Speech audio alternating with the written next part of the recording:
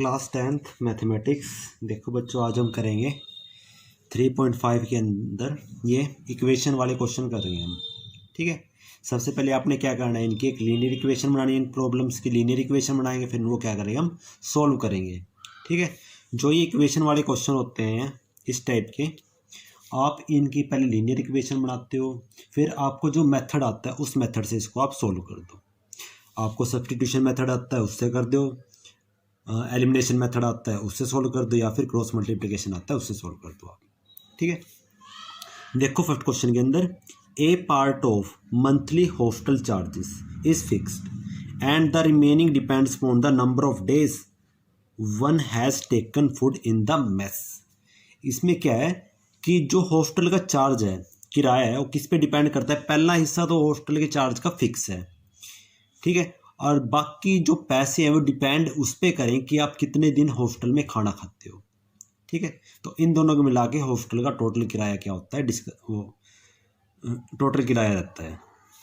क्या बोल रखे है, व्हेन ए स्टूडेंट ए, कोई स्टूडेंट ए नाम रख दिया उसका, takes food for 20 days, she has to pay ₹1000।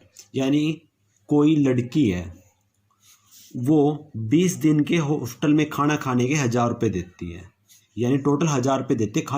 अकेले खाना खाने के नहीं है ये पैसे, इसमें किराया भी इंक्लूड है, रहने का भी इंक्लूड है उसका। यानी 20 दिन के खाने के मिलाकर उसका टोटल किराया कितना रहता है, 1000 as hotel charges. Whereas a student B, कोई स्टूडेंट बी है, who takes food for 26 days, pays ₹1180। यानी कोई स्टूडेंट बी है, वो क्या करता है, 26 दिन के खाने के मिलाकर टोटल रुपये कितने पे करता है किराए के, ₹1180 as hotel charges. Find the fix charges and the cost of food per day. ये सवाल उसकी तरह है जैसे हमने वो वाला किया था, बुक वाला क्वेश्चन किया था, किराए पे बुक लाने वाला। ठीक है ना, उसकी तरह ही है। क्या फाइंड करना है, एक तो फिक्स चार्जेस, सपोज कर लो लेट फिक्स्ड चार्जेस, वो क्या मान लिया, मैं एक्स मान लिया। उसके बाद cost of food per day, cost of food per day, वो क्या सपोज कर लिया, मैंने वाई सपोज कर लिया अकॉर्डिंग टू क्वेश्चन। क्वेश्चन में क्या है, कोई स्टूडेंट ए है, वो 20 दिन खाना खाता है। अब ये किराया तो फिक्स है, ये एक्स तो फिक्स है। खाना कितने दिन खाया, 20 दिन। एक दिन का खाने का किराया क्या है, वाई है, तो 20 दिन का कितना हो जाए, 20 वाई। टोटल कितने रुपए दिए उसने, 1000। ये तो होगी इक्वेशन फर्स्ट। अब कोई स्टूडेंट बी है, वो 26 दिन के कितने रुपये देता है, इतने रुपये देता है। तो एक्स तो किराया फिक्स है, तो यहाँ पे एक दिन के वाई, 26 दिन के 26 वाई, टोटल रुपये कितने दिए उसने, इतने रुपये दिए। ठीक है, अब सोल्व कर लो। Solving equation 1 and 2 we have. अब कोई सा मेथड लगा दो आप यहाँ पे,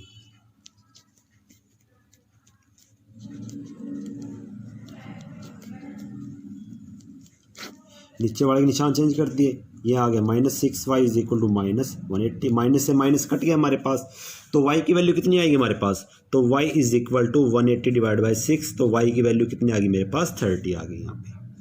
ठीक है, अब put value of y in equation 1, put value of y in equation first. ये शॉर्ट फॉर्म में इक्वेशन कैसे लिख दिया मैंने।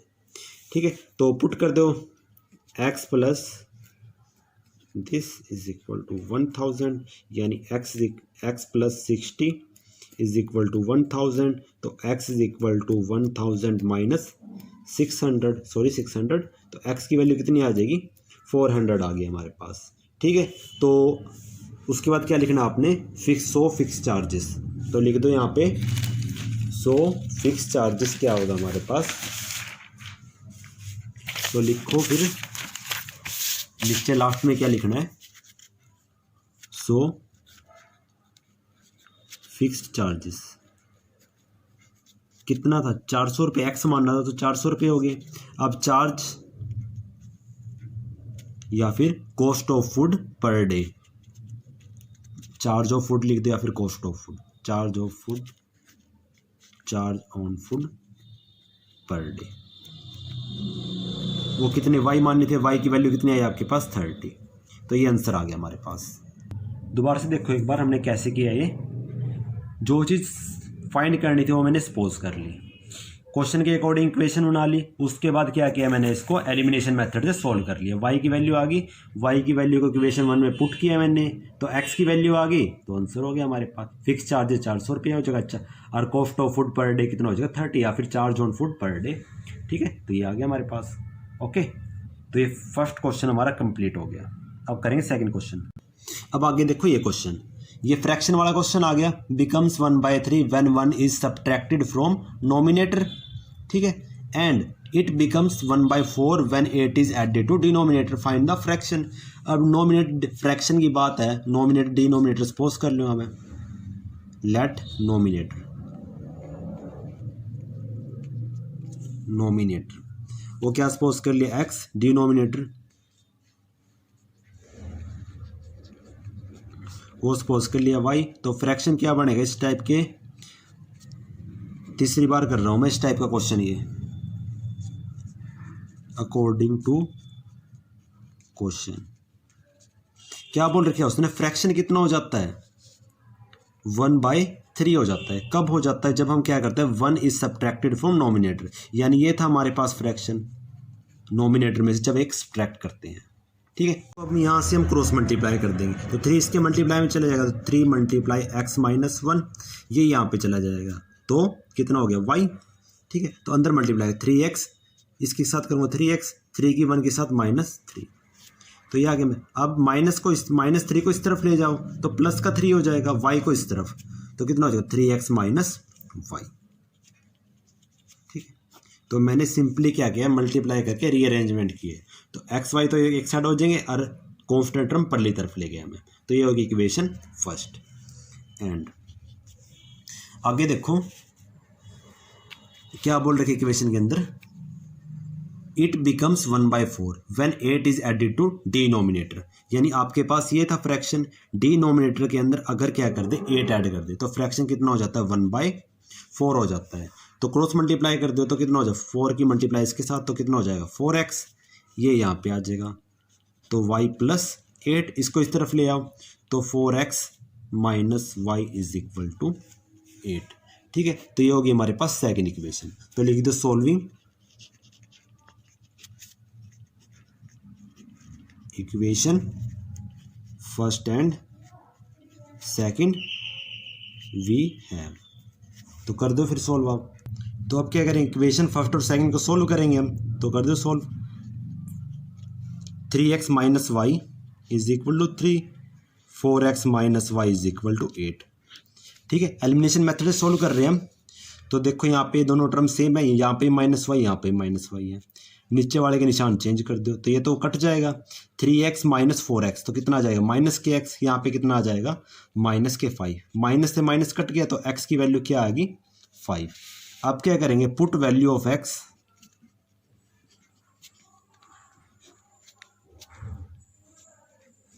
इन इक्वेशन फर्स्ट इक्वेशन में x की वैल्यू पुट कर दो 3, x की वैल्यू कितनी है 5, -y = 3, x की जगह पे 5 टेक देंगे, तो यहाँ पे 15 - y = 3, तो -y = 3 - 15 -12 हो जाएगा। देखो 15 को इस तरफ ले आया मैं, ये कट गया मेरे पास, तो y की वैल्यू कितनी आ जाएगी मेरे पास 12। तो फ्रैक्शन क्या बनेगा, फ्रैक्शन हो जाएगा मेरे पास x/y था, तो 5/12, तो ये आंसर आ गया हमारे पास। तो ये क्वेश्चन इस तरीके से करना है। दोबारा से देखो क्या किया मैंने, ये था हमारे नोमिनेटर x मान है, डिनोमिनेटर y, तो फ्रैक्शन ये हो गया। क्वेश्चन के अकॉर्डिंग क्या था, अगर क्या करे नोमिनेटर में एक माइनस कर दे, ठीक है, ये था हमारे पास। उसने सिर्फ क्या बोल रखा है, फ्रैक्शन 1/3 हो जाता है, कब, जब नोमिनेटर में से एक माइनस कर देते हैं। मैंने क्रॉस मल्टीप्लाई की तो इक्वेशन फर्स्ट बन गई। अब सेकंड लाइन में क्या बोल रखा है, फ्रैक्शन 1/4 हो जाता है जब डिनोमिनेटर में 8 ऐड करते हैं। क्रॉस मल्टीप्लाई की तो इक्वेशन ये बन गई। दोनों इक्वेशन को सोल्व किया तो एक्स की वैल्यू आ गई, एक्स की वैल्यू इक्वेशन 1 में पुट किया गया तो वाई की वैल्यू आ गई, तो फ्रैक्शन आ गया मेरे पास ये। आगे देखो अब, Yash scored 40 marks in a test. Yash को टेस्ट में कितने नंबर मिलते हैं? 40। कब मिलते हैं? Getting if Yash getting 3 marks for each right answer. अगर क्या हो उसको सही आंसर के लिए 3 नंबर मिले, and losing 1 marks for each wrong answer, और क्या हो गलत नंबर के लिए 1 नंबर काट लिया जाए।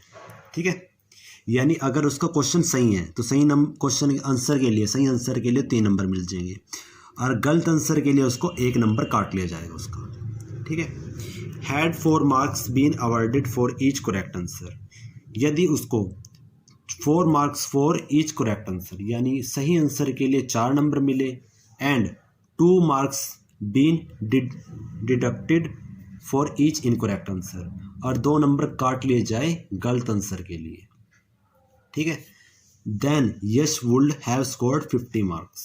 तो यश को कितने नंबर मिलते हैं? 50। तो आपने बताना है कितने क्वेश्चन उससे पूछे गए, how many question were there in the test. Test में कितने क्वेश्चंस थे।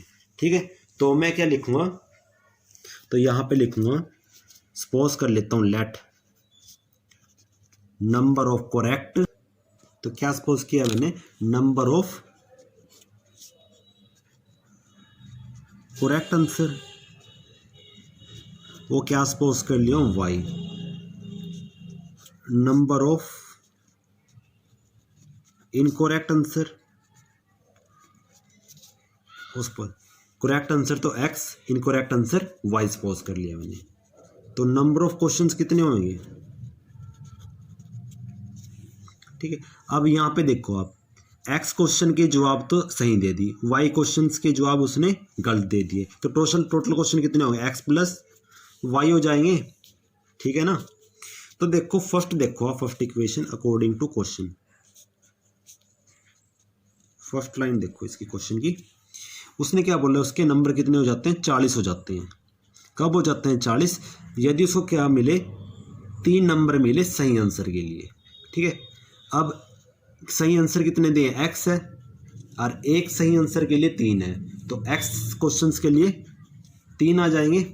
ठीक है, 3x हो गया, प्लस उसके बाद गलत के लिए 1 नंबर काट लिया जाता है, नंबर कट रहे तो माइनस में आएगा y, 1 के लिए इतने कटे और y के लिए मल्टीप्लाई कर दो -1 की y के साथ, तो इक्वेशन क्या बनी? 3x - y = 40। ये होगी इक्वेशन फर्स्ट। ठीक है, उसके बाद एंड, अगर क्या हो उसको सही आंसर के लिए 4 नंबर मिले, तो 4x, गलत के लिए 2 नंबर काट ले जाएंगे तो -2, क्योंकि नंबर कट रहे हैं उसके, तो ये हो जाएगा। तो ठीक, तो कितना हो गया? 4x - 2y = 50। ठीक है, अब यहाँ से देखो ये 2 कॉमन आ रहे हैं, तो 2 मैंने कॉमन ले लिया, तो कितना हो जाएगा? 2x - y = 50। 2 इसको डिवाइड में ले जाओ, तो 2x - y = 50 डिवाइड बाई 2, तो कट गए, तो 2x - y = 25। तो ये इक्वेशन सेकंड होगी हमारे पास। ठीक है, ये 25 है हमारे पास। अब इक्वेशन फर्स्ट और सेकंड को सोल्व कर लो आप। ठीक है, तो सोल्व करो इसको, solving equation first and second we है, तो करो फिर सोल्व। तो देखो 3x - y = 40 और 2x - y = 25। नीचे वाले के निशान चेंज कर दिए मैंने। ठीक है, तो ये तो कैंसिल आउट हो गया, y वाला 3x - 2y तो x हो जाएगा, ये हो जाएगा 50। तो x की वैल्यू कितनी आएगी मेरे पास? 15। तो उसके बाद क्या करूँगा? Put value of x in equation first. तो कर दो फिर आप पुट,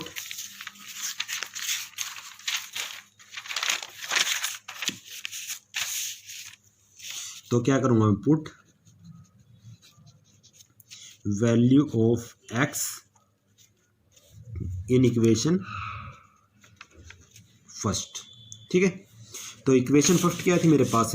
इक्वेशन फर्स्ट ये थी 3, एक्स की वैल्यू कितनी आई थी मेरे पास 15, तो 15 पुट किया, minus y is equal to 40, तो 40 यहाँ पे रख दिया मैंने।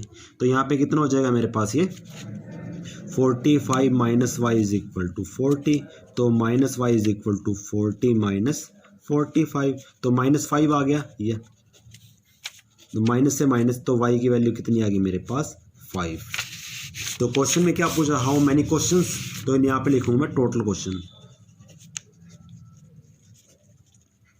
वो कितने थे x प्लस वाई, तो कितना हो जाएगा मेरे पास ये, तो 15 प्लस 5 इज इक्वल टू 20, तो ये आंसर है हमारे पास। ठीक है, दोबारा से देखो एक बार। सबसे पहले क्या correct answer x, incorrect answer y, तो टोटल क्वेश्चन कितने हो जाएंगे x plus y, number of question. ठीक है, तो यहाँ पे फर्स्ट लाइन में क्या बोला था उसने, अगर क्या हो सही आंसर के लिए 3 नंबर मिले, और सही आंसर कितने दे x, तो 3x हो जाएगा, गलत आंसर के लिए 1 नंबर कटेगा, तो -1 हो जाएगा क्योंकि नंबर कट रहा है, तो गलत आंसर कितने दिया y, तो -y इंटू वाई, तो प्लस माइनस माइनस हो गया, तो ये आ गया इक्वेशन फर्स्ट। इस तरीके से इक्वेशन सेकंड होगी। दोनों इक्वेशन को एलिमिनेशन मेथड से मैंने सोल्व कर लिया, तो x की वैल्यू कितनी आ गई 15। अब ये x की वैल्यू इक्वेशन 1 में मैंने पुट कर दी यहाँ पे। ठीक है, तो पुट करने से क्या आ गया मेरे पास, पुट कर दी देखो मैंने यहाँ पे, तो y की वैल्यू आ गई मेरे पास 5, तो टोटल क्वेश्चन कितने हो गए x प्लस वाई, तो 20। ये ऐसे करना था आपने। ठीक है, आगे फोर्थ क्वेश्चन देखो आप। फोर्थ क्वेश्चन में क्या है, place A and B are 100 kilometre apart on a highway, यानी कोई हाईवे है, देखो ये कोई हाईवे है। ठीक है, इस हाईवे पे कोई प्लेस ए है, कोई प्लेस बी है, इनके बीच की दूरी कितनी है 100 किलोमीटर है। ठीक है, तो ये बोल रखा है उसने 100 किलोमीटर। ठीक है, ये कोई हाईवे है, इस हाईवे पे एक प्लेस ए है, दूसरा प्लेस बी है, एक जगह ए है, दूसरी जगह का नाम बी है, और दोनों के बीच की डिस्टेंस कितना है 100 किलोमीटर है। ठीक है, 1 कार इज स्टार्ट फ्रॉम ए, अगर क्या हो एक कार ए से स्टार्ट हो, ठीक है, दूसरी कार बी से स्टार्ट, ठीक है, एट द सेम टाइम। ठीक है, if the car travels in same direction at the different speed they meet in 5 hours। ठीक है, उसने क्या बोला यहाँ पे, if the car travels in same direction, यानी एक ही डायरेक्शन, दोनों कारें क्या हो एक ही डायरेक्शन में चली। ठीक है, कोई कार फर्स्ट, ये कार सेकंड, एक ही डायरेक्शन में चल रही है, तो वे क्या हो कितने टाइम बाद आपस में मिलेंगे जा, क्योंकि दोनों की स्पीड अलग अलग है। ठीक है, एक आगे चल रही है, एक पीछे चल रही है, तो दोनों कार कितने टाइम बाद मिलेगी 5 आवर्स के बाद आपस में मिल जाएंगी। ठीक है, इफ़ सेकंड आगे यहाँ पे if they travel towards each other, towards each other का मतलब एक कार यहाँ से चलना शुरू करे, एक कार यहाँ से चलना शुरू करे। ठीक है, तो एक दूसरे की तरफ चलेंगी। ठीक है, तो कितने टाइम के बाद आपस में मिल जाएंगे, ये मिल जाएंगी एक घंटे बाद आपस में मिल जाएंगी। ठीक है, क्योंकि ये इस साइड से चल रही है, इस साइड से, तो ये इस पॉइंट पे मिल जाएगी, मिल के ये इस तरफ चली जाएगी, ये इस तरफ चली जाएगी। ठीक है, तो यहाँ पे क्या फाइंड करना है, what is the speed of 2 cars. ठीक है, तो यहाँ पे कार की स्पीड हम सपोज कर लेंगे, एक कार की स्पीड x सपोज कर लेंगे, दूसरी कार की स्पीड y सपोज कर लेंगे हम। तो कर लो suppose, let speed of first car, पहली कार की स्पीड x सपोज कर ली kilometre per hour, speed of second car की speed y kilometre per hour. ठीक है, अब हमें क्या पता है स्पीड का फॉर्मूला क्या होता है, डिस्टेंस डिवाइड बाय टाइम, ये होता है हमारे पास स्पीड का फॉर्मूला। ठीक है, फर्स्ट लाइन के अंदर क्या बोला था यहाँ पे, if the car travels in A same direction, अगर कारें क्या चल रही है सेम डायरेक्शन के अंदर चल रही है, तो उनकी स्पीड क्या होगी हमारे पास, तो यहाँ पे लिखूँ मैं respective speed of both cars, दोनों कार की speed, while they are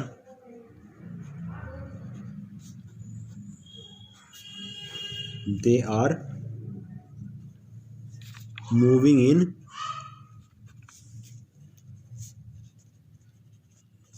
same direction. अब सेकंड क्या बनता है यहाँ पे, respective speed of both cars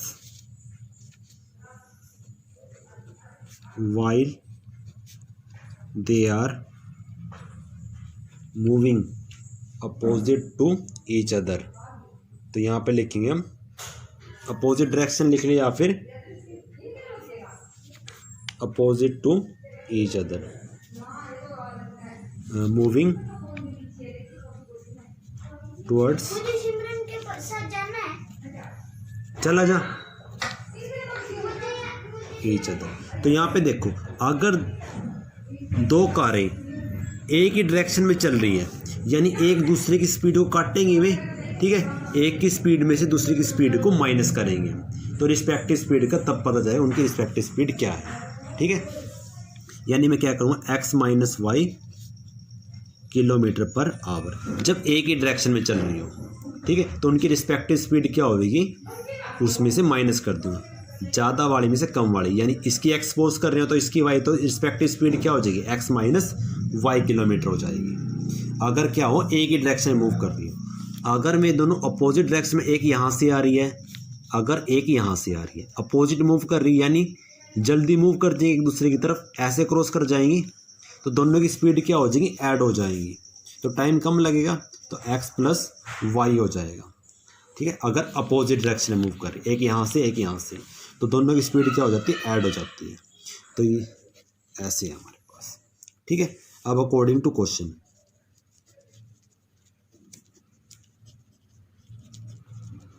question के अकॉर्डिंग देखो आप, उसने क्या बोला था, अगर मैं सेम डायरेक्शन में मूव करें तो कितने टाइम के बाद मिलती है, 5 घंटे बाद। तो स्पीड का फॉर्मूला, स्पीड कितनी है, ये है x माइनस वाई, डिस्टेंस कितना है 100 किलोमीटर, स्पीड ये है, डिस्टेंस इतना ये है हमारे पास। अब टाइम कितना था, 5 घंटे बाद मिलती है, तो डिवाइड कर दिया मैंने, तो कितना हो गया, x minus y is equal to 20 हो गया मेरे पास, ठीक है। एंड आगे if they travel towards each other, एक दूसरे की तरफ मूव करती है ईच अदर यानी ऐसे, तो स्पीड कितनी थी, x प्लस वाई, तो x प्लस वाई हो गया। स्पीड डिस्टेंस कितना है, वही है 100, x plus y speed, distance divide by time कितना है, 1 घंटे बाद मिलती है, तो ये कितने आ जाएगा मेरे पास, x plus y is equal to 100। ये इक्वेशन फर्स्ट मान ली, इक्वेशन सेकंड, ठीक है। अब इन दोनों इक्वेशन को आपने अपने आप सोल्व करना है, ठीक है। जो x y की वैल्यू आएगी, x की वैल्यू तो स्पीड ऑफ फर्स्ट कार हो जाएगी और y की value speed of second car, ठीक है। अगर ये समझ में आ गया तो इक्वेशन तो सिंपल है, speed is equal distance by time, यहाँ पे भी speed is equal to distance by time लगा दिया, तो फर्स्ट इक्वेशन सेकंड इक्वेशन बन गई। अब इन दोनों को आप क्या कर लो, सोल्व कर लो। तो लास्ट क्वेश्चन देखो, इसके अंदर क्या है, the area of a rectangle get reduce by 9 unit, 9 square unit घट जाता है area of rectangle, if the length is reduce by 5 unit, अगर लेंथ को 5 यूनिट कम कर दे, घटा दे, एंड ब्रेथ इंक्रीज, ब्रेथ को क्या करना है, इंक्रीज बाय 3 यूनिट, और ब्रेथ को 3 यूनिट क्या कर दे, इंक्रीज कर दे, ठीक है। अब सेकंड लाइन में if we increase the length 3 unit, अगर क्या करें, लेंथ को 3 यूनिट बढ़ा दे, and the breadth by 2 unit, और ब्रेथ को 2 unit, the area increase by 67 square unit, तो एरिया कितना बढ़ जाएगा, 67। तो find the dimension of rectangle, तो रेक्टेंगल के डायमेंशन फाइंड करो। डायमेंशन का मतलब क्या है, रेक्टेंगल की लेंथ फाइंड करो और ब्रेथ फाइंड करो। तो मैं सपोज कर लेता हूँ, लेट लेंथ ऑफ रेक्टेंगल, इस तरीके से ब्रेथ। अब एरिया की बात चल रही तो एरिया भी बताना पड़ेगा, तो तीनों सपोज कर लिए, ये x यूनिट है, ये y यूनिट है, सपोज कर ली, लेंथ x यूनिट सपोज कर ली, ब्रेथ y यूनिट। एरिया क्या होता है, रेक्टेंगल लेंथ मल्टीप्लाई ब्रेथ, तो x मल्टीप्लाई y कितना हो जाएगा, एक्स वाई हो गया मेरे पास, ठीक है। उसके बाद क्वेश्चन में देखो, एरिया जो है कितना घट जाता है, 9 यूनिट घट जाता है।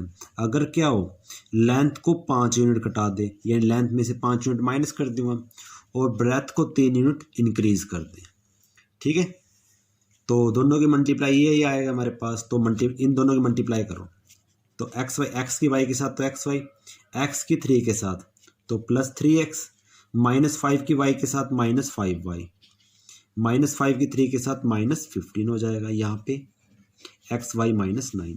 अब देखो एक्स वाई से एक्स वाई कट गया, क्यों कट गया, क्योंकि एक्स वाई इस तरफ आगे माइनस को हो जाएगा, एक्स वाई माइनस के एक्स वाई तो कट जाएगा, तो यहाँ पे 3x - 5y - 15 is equal to -9, ठीक है। अब ये माइनस का 15 है, इस तरफ आगे प्लस का हो जाएगा तो -9 + 15, तो यहाँ पे क्या रहेगा 3x - 5y, तो 3x - 5y is equal to 6, ये होगी इक्वेशन फर्स्ट। अब इसी तरीके से आगे देखो, आगे क्या बोला, अगर लेंथ को 3 यूनिट इंक्रीज कर दे और ब्रेथ को 2 यूनिट, तो जो एरिया होगा वो कितना इंक्रीज हो जाएगा, 67 यूनिट इंक्रीज हो जाएगा हमारे पास, ठीक है।